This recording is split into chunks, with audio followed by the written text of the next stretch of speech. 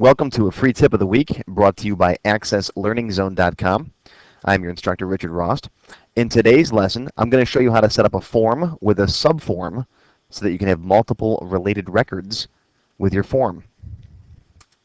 Now, if you haven't yet watched my tip on making relational tables, go to my website right now, AccessLearningZone.com/tips, and find the free tip tutorial called Making Relational Tables. Here's my tips and tricks page. Scroll down till you find the Making Relational Tables tutorial.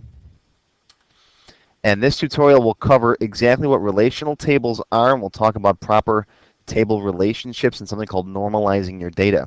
If you don't understand this primary foreign key relationship, then you might have a little trouble with this tutorial.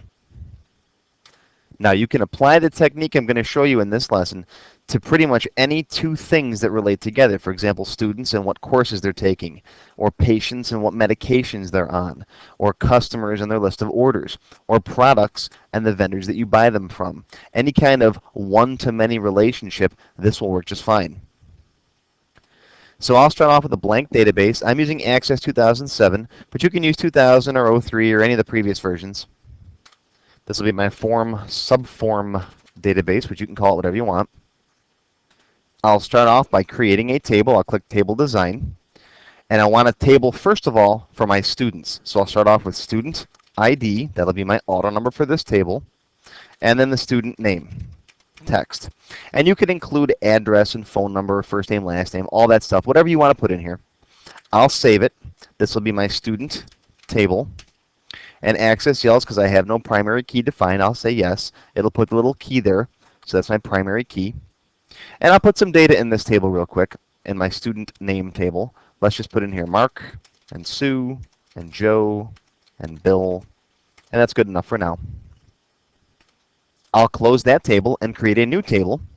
This table is going to store the courses that each of these students are taking.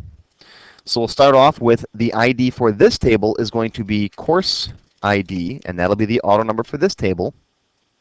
The course name, which will make text, that'll be like English 101 or Math 102, right? Then we need to know which student, so we'll say student ID, right? That's the foreign key for this table. It relates back to the student.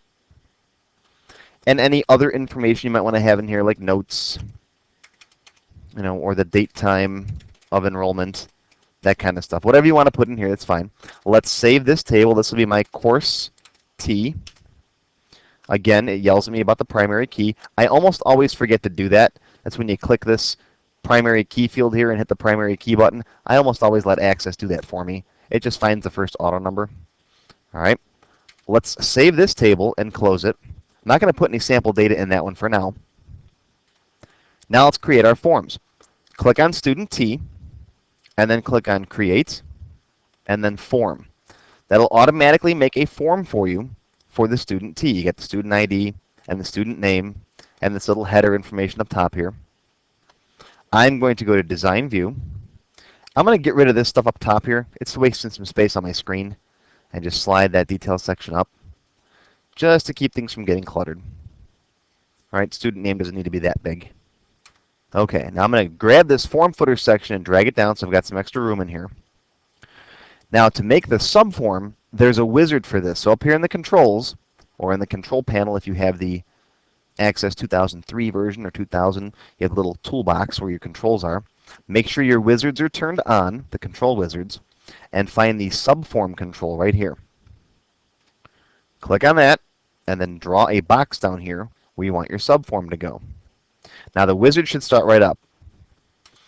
And the first step of the wizard says, do you want to use an existing form or an existing table? Well, we don't have any other forms. We'll let the wizard build it for us. So I'll say use existing tables and queries. Next. Which other table do you want to use for your data? Well, the main form is students, so courses, course T, is going to be the subform. Which fields do you want to bring over into your subform? Well, let's bring them all over. All right, next. Next, it wants to know the relationship between the two tables. And Access is pretty good at defining this relationship for you if you've named your fields right.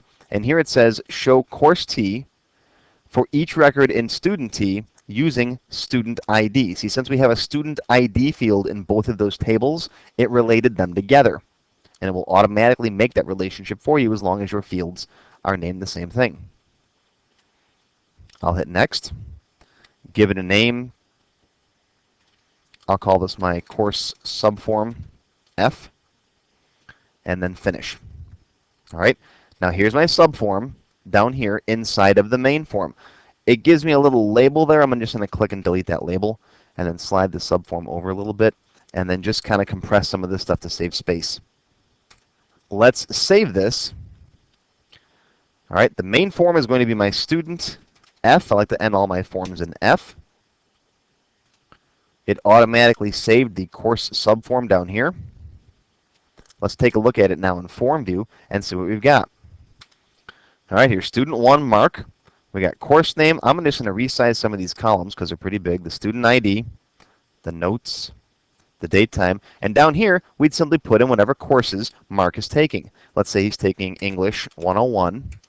All right, and you can put a date time in here of, I don't know, 1109.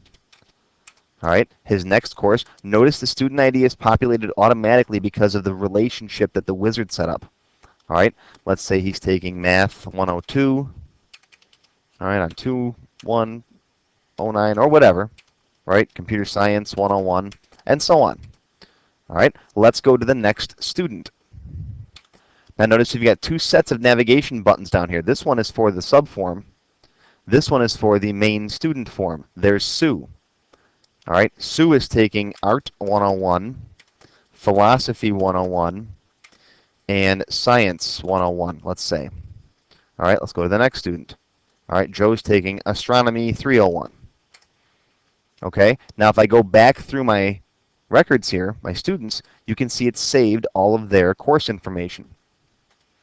And that's how you set up a form-subform relationship. If you'd like to learn more about form-subform relationships, I cover more in my Access 202 class, which deals specifically with setting up subforms. Here you can see a subform we set up to store contacts for each customer in our database. And in Access 301, we actually build an order entry system where we have an order, we pick a customer from a drop-down, and then we enter all the line items, the parts and such. To learn more about Access forms and subforms, or any other topic about Access, come to my website at accesslearningzone.com and make sure to stop by the free tips and tricks section. Attention YouTube viewers, if you stop by accesslearningzone.com/YouTube, you'll get a huge discount on any of my full tutorials, and you can watch a full free copy of my full 90-minute long Access 101 tutorial. So again, stop by accesslearningzone.com/YouTube.